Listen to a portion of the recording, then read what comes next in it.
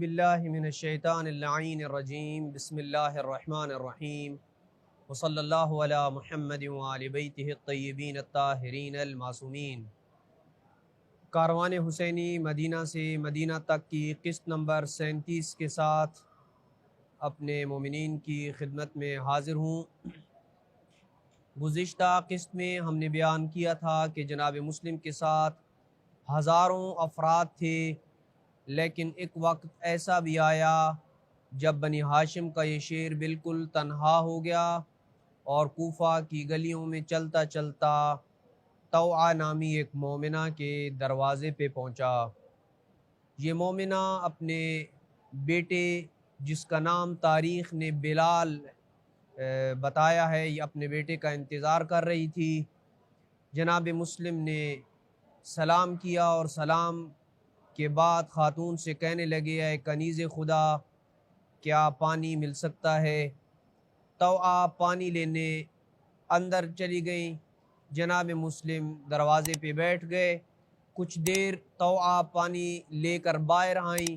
جناب مسلم نے پانی نوش فرمایا تو طوعہ کہنے لگی، اے عبد خدا، آپ نے پانی پی لیا ہے؟ جناب مسلم نے جواب دیا، ہاں پی لیا ہے۔ تو طوعہ نے کہا، پھر تم اپنے گھر چلے جاؤ۔ یہ سن کر جناب مسلم خاموش ہو گئے۔ طوعہ نے پھر اسے کہا، اے بندہ خدا، اگر آپ نے پانی پی لیا ہے تو چلے جاؤ۔ جب اس نے 3 بار یہی جملہ دہرایا کہ پانی پی لیا ہے تو اپنے گھر چلے جاؤ، جناب مسلم نے طوعہ سے مخاطب ہو کے فرمایا، اے کنیز خدا، اس شہر میں میرا کوئی گھر نہیں ہے، میرا کوئی قبیلہ نہیں ہے، کیا تم مجھے پناہ دینے کی نیکی کر سکتی ہو؟ ایسا کرو تو کل بروز قیامت تمہاری اس نیکی کا بدلہ میرے ذمہ رہا۔ طوعہ نے کہا، کون سی نیکی؟ تو جناب مسلم کہنے لگے، کوفہ والوں نے مجھے دھوکہ دیا ہے، انہوں نے مجھے جھٹلایا ہے۔ جس پہ طوعہ سمجھ گئی اور فوراً کہنے لگی، آپ سفیر حسین مسلم ابن عقیل تو نہیں ہے؟ مسلم نے فرمایا، ہاں میں سفیر حسین مسلم ہوں۔ یہ سن کر طوعہ نے بڑے عزت و احترام سے جناب مسلم کو اندر آنے کو کہا، بستر بچھایا اور کھانا پیش کیا۔ جناب مسلم نے کھانا نہ کھایا، رات بھر عبادت میں مصروف رہے۔ اس طویل عبادت سے جب تھکن ہوئی تو اچانک آنکھ لگ گئی اور آپ نے شہید کوفہ جناب امیر المومنین صلوات اللہ وسلامہ علیہ کو خواب میں دیکھا، جو جناب امیر مسلم کو یہ بشارت دے رہے تھے کہ تم جلد ہی ہمارے ساتھ جنت میں ملنے والے ہو۔ یہ دیکھ کر خواب میں جناب مسلم سمجھ گئے کہ ان کی زندگی ختم ہونے کو ہے اور ان کی چند دن باقی ہیں۔ ادھر کچھ دیر گزری ہی تھی کہ طوعہ کا بیٹا بلال گھر لوٹ آیا، اور جب اس نے اپنی ماں کو بار بار دوسرے کمرے میں آتے جاتے دیکھا تو پوچھنے لگا، ماں خیر تو ہے، آپ بار بار اس کمرے میں کیوں جا رہی ہیں؟ تو طوعہ نے اسے کچھ نہ بتایا، اور جب اس کے بیٹے کا اصرار بڑھا تو جناب طوعہ نے اس سے قسم لی کہ تم کسی کو نہیں بتاؤ گے تو بتاتی ہوں۔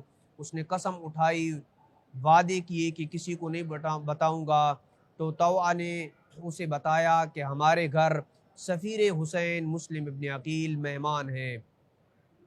یہ ملعون بلال نہ رہ سکا اور صبح ہوتے ہوئے محمد بن اشعث کو جناب مسلم کے ٹھکانے سے آگاہ کر دیا، اور محمد بن اشعث نے ابن زیاد کو اطلاع دے دی کہ مسلم طوعہ نامی مستور کے گھر رکا ہوا ہے۔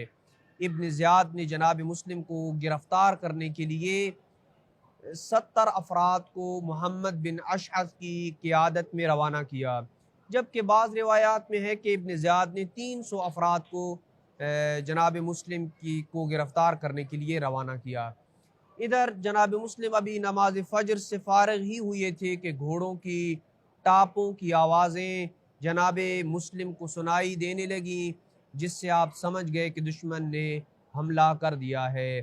آپ اپنی تلوار لے کے باہر نکلے۔ ابن زیاد کے سپاہیوں نے طوعہ کے گھر پہ حملہ کر دیا تھا، اور جناب مسلم نے ان کے حملے کا بھرپور جواب دیا، اور جواب دے کر انہیں طوعہ کے گھر سے باہر نکلنے پہ مجبور کر دیا۔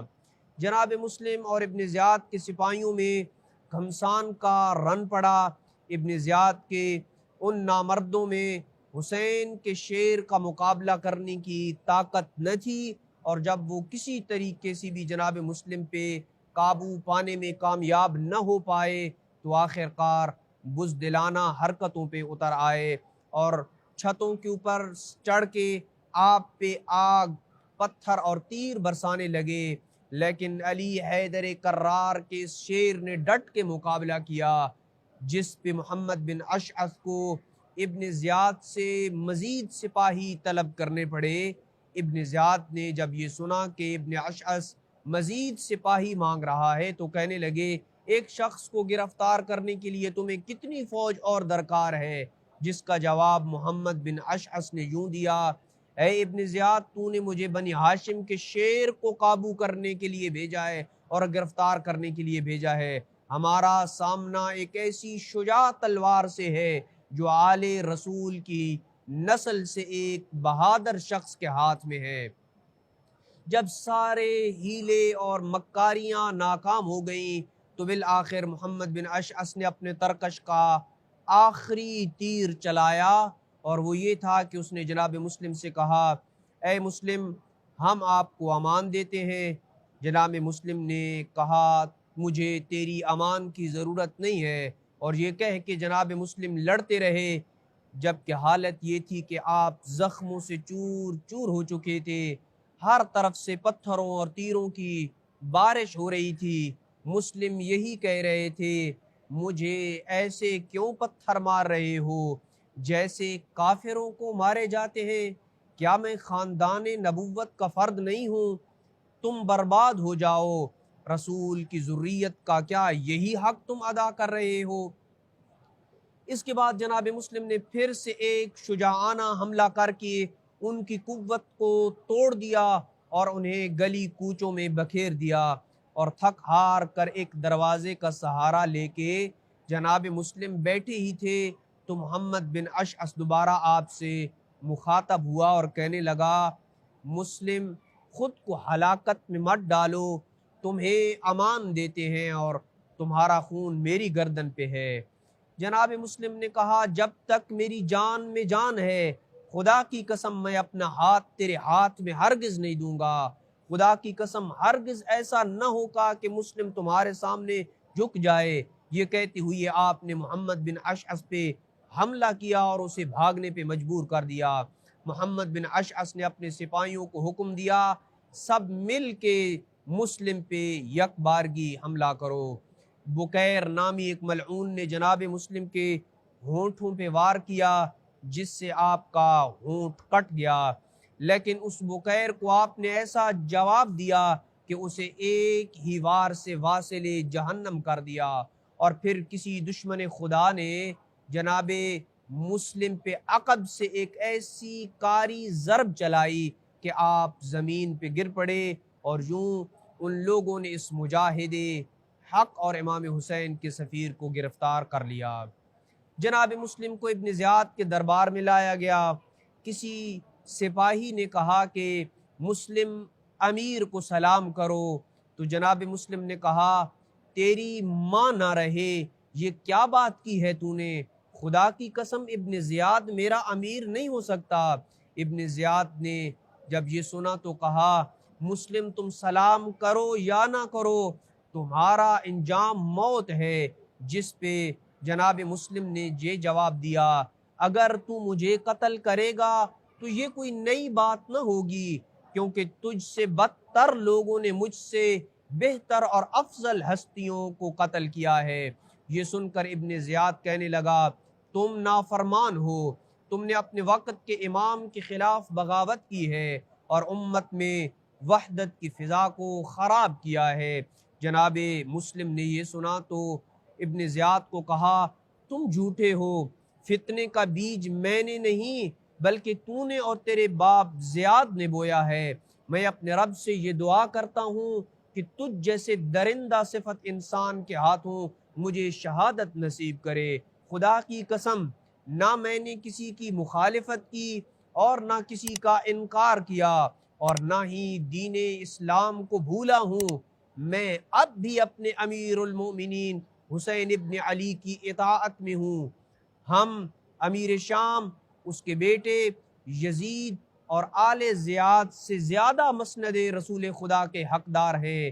اس کے علاوہ بھی جناب مسلم اور ابن زیاد کے درمیان کافی باتیں ہوئیں جو مفصل کتابوں میں درج ہے۔